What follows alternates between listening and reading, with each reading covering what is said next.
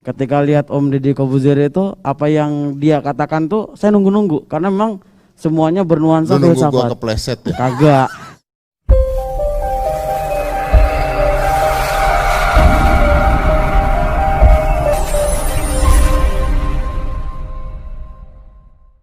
Lontar juga nih apa kesempatan untuk kalau misalkan ada yang di sini yang mungkin mau nanya, silahkan. Satu dulu, langsung maju. Lari. Maju. Siap-siap lagi kalau nanti kita ada waktu ya, kalau ada yang mau nanya. Ayo, kesempatan loh. Sini Kapan Mas, lagi? deketan saya Mas. Iya. Iya. Namanya siapa? Ridwan, tapi Ridwan dari dari kita Tangsel. Kita Tangsel. Pertanyaannya. Jadi pertanyaannya gini, kalau saya itu kan kebetulan jurusan filsafat Islam. Ketika lihat Om Deddy Corbuzier itu, apa yang dia katakan tuh saya nunggu-nunggu karena memang semuanya bernuansa Lu nunggu gua filsafat. kepleset ya? Kagak. Nunggu Om ngomong gitu loh. Kira nunggu kepleset. Itu bisa juga. Gini. Jadi pertanyaan gue gini Om, ketika topik-topik yang lu bahas lu angkat itu seolah-olah lu itu seperti orang yang multidisipliner ilmu gitu loh. Dan situ loh bagaimana sih cara kita menghadapi tokoh-tokoh yang mulai dari menurut gue ya, yang seksi pun menjadi seks edukasi. Yang yang maksudnya politik yang kata orang penuh kebohongan tapi orang ngedengernya, wih asik nih renyah gitu.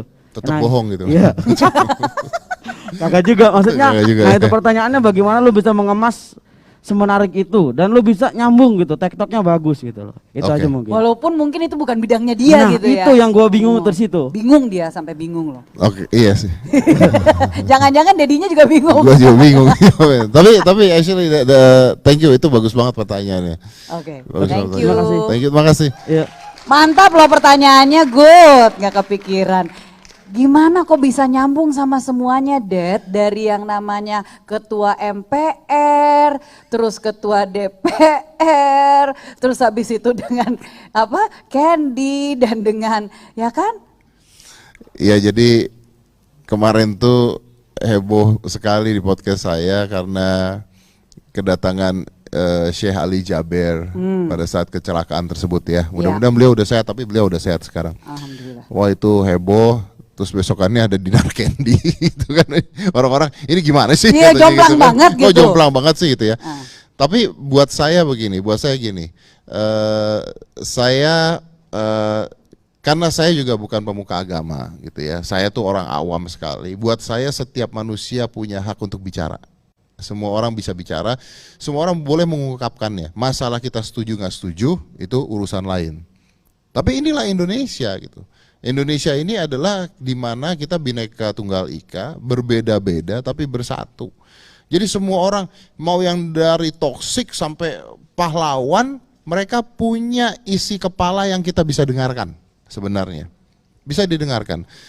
Jadi dasarnya dari situ dulu. Iya, saya sempat ngobrol sama Sarah. Ingat gak? Ini karena kita lagi ngomong tentang Dinar Candy, saya sempat ngobrol dengan Sarah pada saat masalah Dinar Candy. Ini bagus sekali kalau saya semenit aja saya bahas di sini.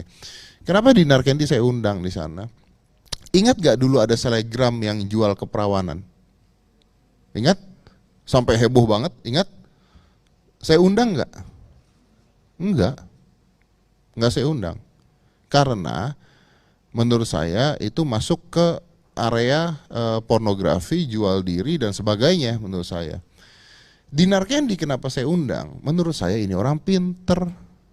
Kenapa pinter? Dia DJ, nggak ada kerjaan, nggak punya duit, mau ngapain? Daripada gue jual diri, gue jual aja celana dalam gue. Ada yang beli, yang bego yang beli. Yang dilakukan si Dinar Candy ini melanggar hukum nggak? Enggak. Apa hukumnya? Pornografinya di mana? Orang celana dalam dijual di pasar Minggu juga banyak celana dalam dijual. Bedanya ini udah pernah dipakai. Tapi ada orang mau beli. Daripada dia melakukan hal yang tidak-tidak, dia tahu kelebihannya adalah jual itunya dan bisa dibeli. Oh pinter nih marketingnya S3 menurut saya gitu. Itu mah kenapa saya undang. Oke. Tapi menjawab pertanyaan Anda tadi, saya adalah orang yang very curious. Saya itu adalah orang yang pingin tahu. Sangat curious. Sangat kepo. Sangat kepo.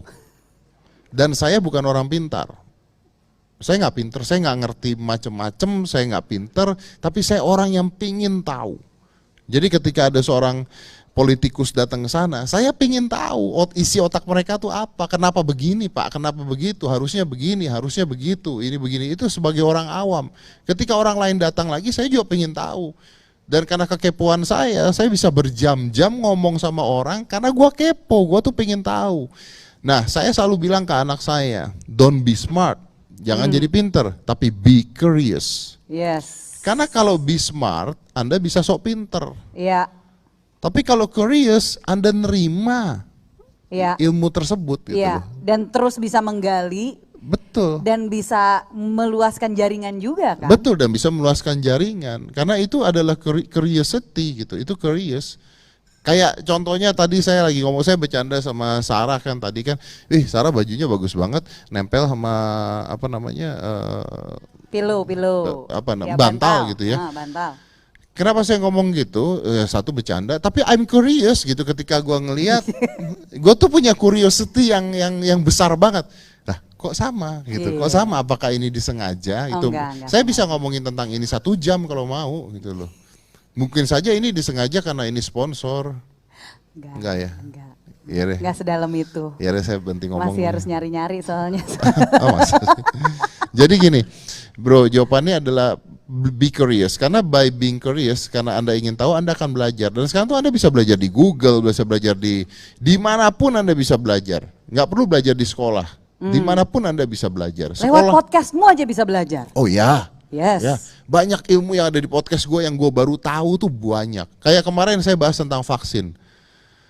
Saya bukan tidak setuju vaksin. Kalau saya tidak setuju vaksin kan saya akan marah-marah kan. Wah, tidak gitu. Enggak kan, saya enggak. Saya bertanya karena saya nggak tahu. Karena saya nggak ngerti. Pak, ini begini, apa yakin? Begini, begini. Jadilah panjang gitu.